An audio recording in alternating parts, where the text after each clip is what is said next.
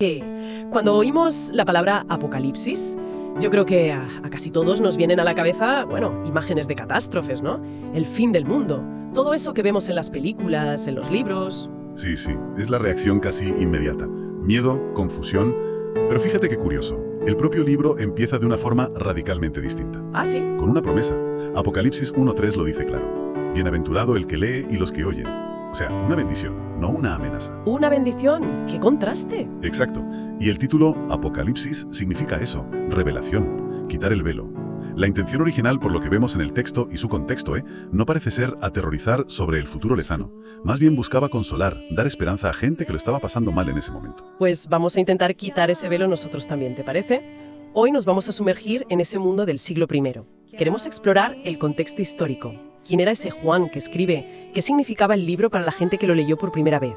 Nos basamos en las notas y extractos de Apocalipsis revelado. Contexto, Juan y Roma. La idea es, entender ese mensaje original de resistencia, de consuelo, para esa comunidad específica, dejando un poco al margen, por ahora, las interpretaciones centradas solo en el futuro. Así que, empecemos por el principio. ¿Quién es este Juan? Pues el texto se presenta como Juan, siervo de Jesucristo, y dice que escribe desde la isla de Patmos. La tradición más antigua de la Iglesia, y la mayoría de los estudiosos hoy, lo identifican con el apóstol Juan, el discípulo. El famoso discípulo amado. Ese mismo. Aunque hay quien sugiere que podría ser otra figura importante de ese círculo, quizás Juan el presbítero. Pero más allá del nombre exacto, lo crucial es ¿dónde está? Exiliado en Patmos. Y dice por qué. Por causa de la palabra de Dios y el testimonio de Jesucristo. Y Patmos, por lo que describen las fuentes que manejamos, no era precisamente un paraíso, ¿eh? No, para nada. Era una islita pequeña, árida, en el Egeo. Y Roma la usaba como lugar de destierro, a menudo para trabajos forzados, en canteras, minas. O sea que Juan no estaba en un retiro espiritual tranquilo. ¿Qué va? Estaba como prisionero político, sufriendo en sus propias carnes la represión del imperio. ¿Y eso cuándo ocurrió, más o menos?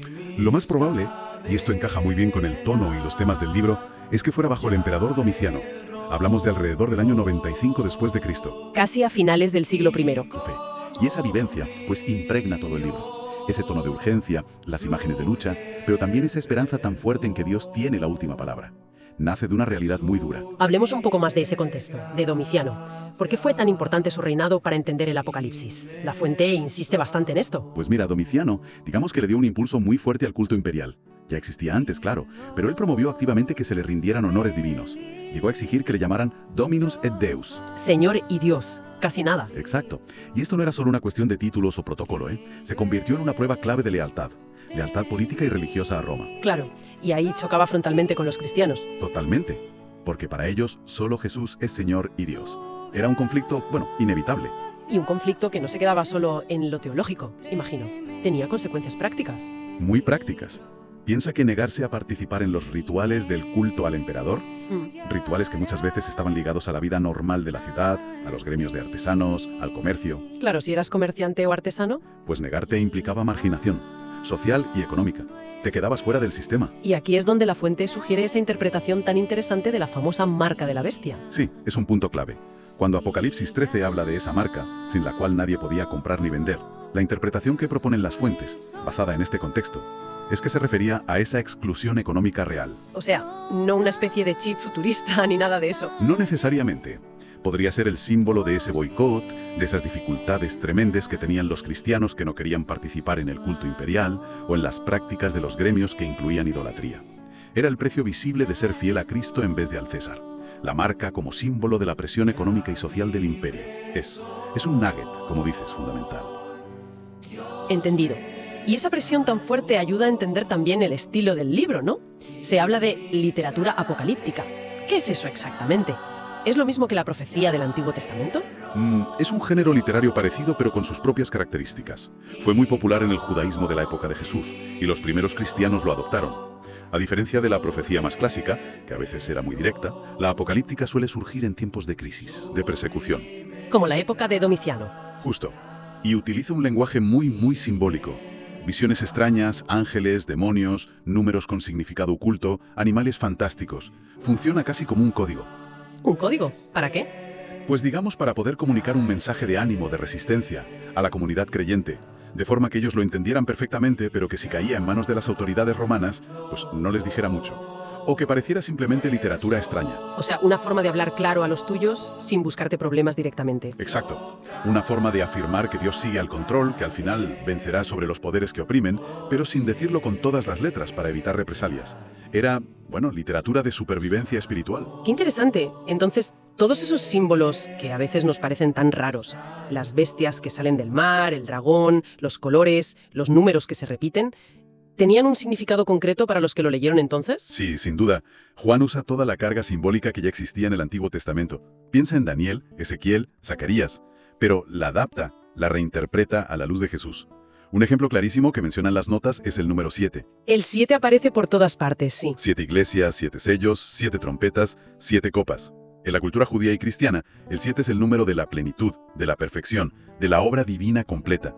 Al organizar toda la visión en series de 7, Juan está lanzando un mensaje teológico potentísimo. ¿Cuál? Que detrás de todo el caos aparente, de la tiranía del imperio, hay un plan divino, un plan perfecto y completo que se está desarrollando.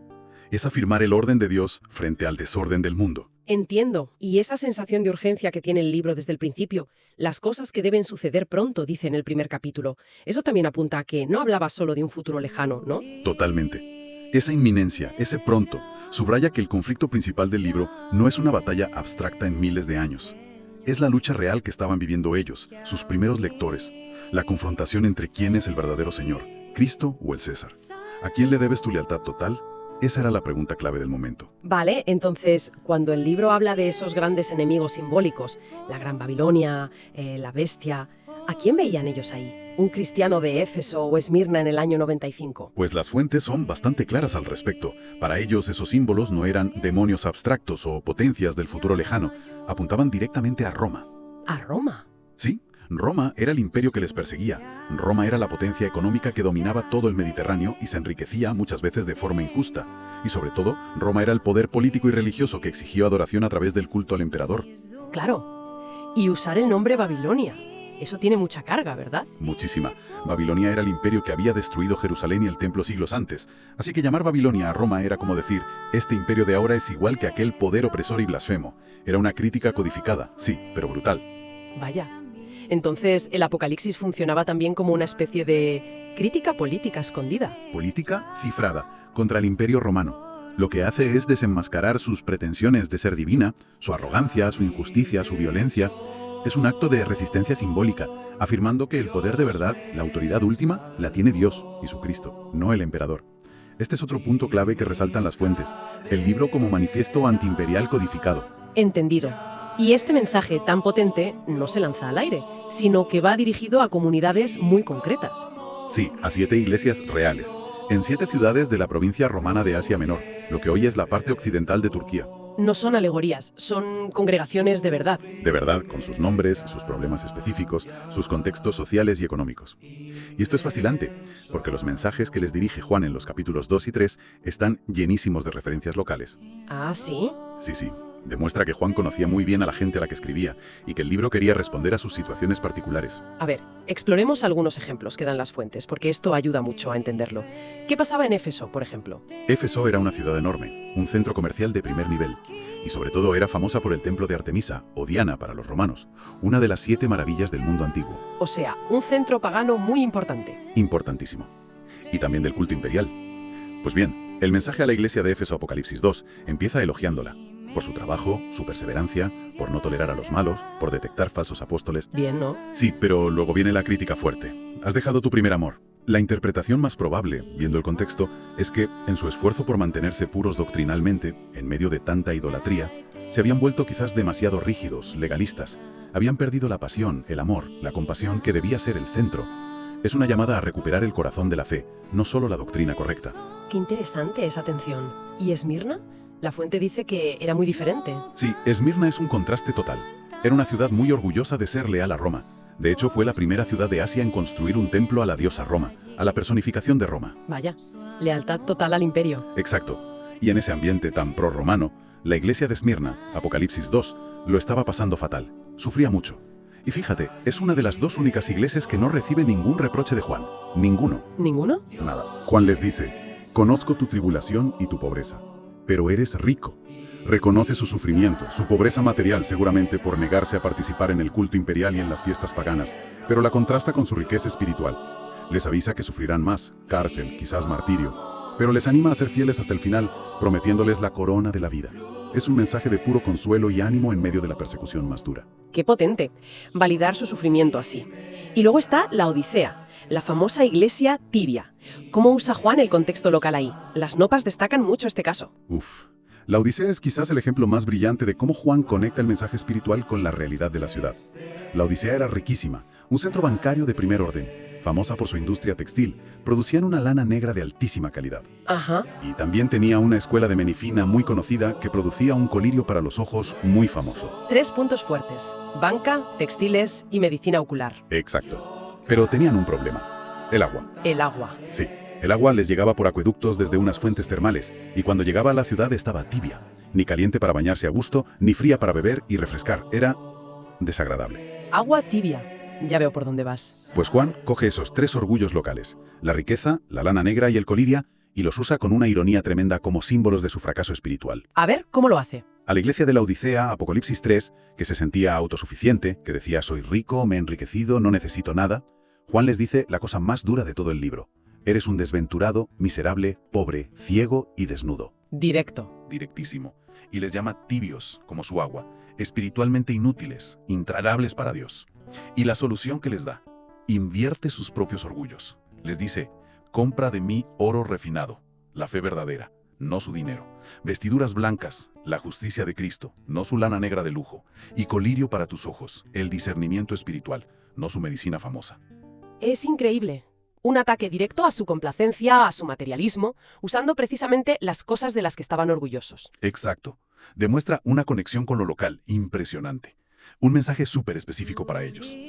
Queda clarísimo cómo conocer esos detalles cambia la lectura. Entonces, si intentamos resumir esta perspectiva histórica que nos dan las fuentes, las imágenes más aterradoras del libro, la bestia, la ramera, las plagas, no serían pura fantasía sobre el futuro. No, serían representaciones simbólicas, quizás exageradas, hiperbólicas, pero conectadas con la realidad que vivían. Reflejos de la opresión política, económica, religiosa de Roma. Y los mensajes a las iglesias, como acabamos de ver, serían como códigos de ánimo y advertencia muy específicos para cada comunidad. Justo eso. Juan no les dice, vuestro sufrimiento no importa, o esto pasará pronto sin más. No, valida lo que están pasando. Les dice, sé por lo que estáis pasando. Pero lo enmarca en un cuadro más grande. Les asegura que esa lucha, esa presión que sienten, no es un caos sin sentido. Es parte de una batalla que Dios controla y cuyo final ya está decidido: la victoria de Cristo. El objetivo principal, por tanto, era consolar, fortalecerles para que aguantaran y darles una esperanza muy sólida en medio de la dificultad. La verdad es que, visto así, cambia mucho la perspectiva. Hemos repasado, quién pudo ser Juan, la dureza de estar exiliado en Patmos, el contexto tan opresivo con Domiciano y el culto al emperador, cómo la literatura apocalíptica funcionaba como un lenguaje cifrado para resistir, y sobre todo, cómo los mensajes a las 7 iglesias estaban tan pegados a su realidad local, según nos cuenta la fuente Apocalipsis revelado. Todo este trasfondo histórico, la verdad, ilumina mucho el propósito original del libro, ¿no? Que quizás no era tanto predecir detalles del futuro lejano, Exacto. sino más bien equipar a los creyentes para ser fieles en su presente, en su conflicto. Sin duda. Y entender todo esto, creo, nos deja con una reflexión final interesante. Una pregunta para seguir pensando después de esta conversación. Si tenemos en cuenta este trasfondo que hemos analizado: la opresión del imperio, la resistencia codificada, los mensajes tan locales. ¿Cómo podría esto cambiar nuestra forma de leer el resto del libro? Esos símbolos tan potentes, tan visuales, la bestia del mar, los sellos que se abren, las trompetas que suenan, ¿son solo exclusivamente visiones de un futuro lejano y literal? ¿O quizás capturan también, de forma simbólica, muy poderosa, las dinámicas de poder, la lucha espiritual, las realidades históricas que estaban viviendo esas primeras iglesias a las que Juan escribió su revelación urgente?